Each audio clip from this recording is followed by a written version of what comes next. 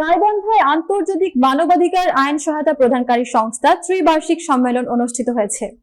মিলনায়তনে আয়োজিত এই অনুষ্ঠানে অংশ নেন মানবাধিকার সংগঠক, আইনজীবী, শিক্ষক, সমাজকর্মী ও শিক্ষার্থীরা।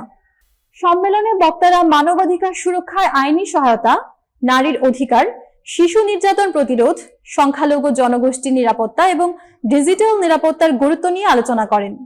এছাড়াও মানবাধিকার লঙ্ঘনের শিকার ব্যক্তিদের পাশে দাঁড়াতে বিনামূল্যে আইনি সহায়তা কার্যক্রম জোরদার করার উপর বিশেষ গুরুত্ব দেওয়া হয়।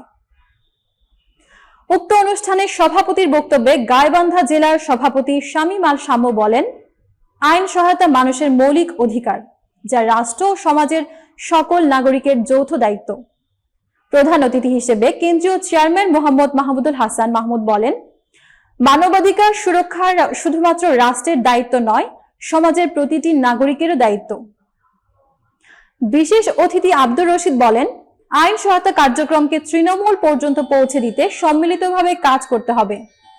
অনুষ্ঠানে জেলা শাখার সাধারণ সম্পাদক ফারহান শেখ, দপ্তর সম্পাদক মোহাম্মদ শাহ কামাল, অর্থ বিষয়ক সম্পাদক নিয়াম শেখ সহ অন্যান্য নেতৃবৃন্দ উপস্থিত ছিলেন।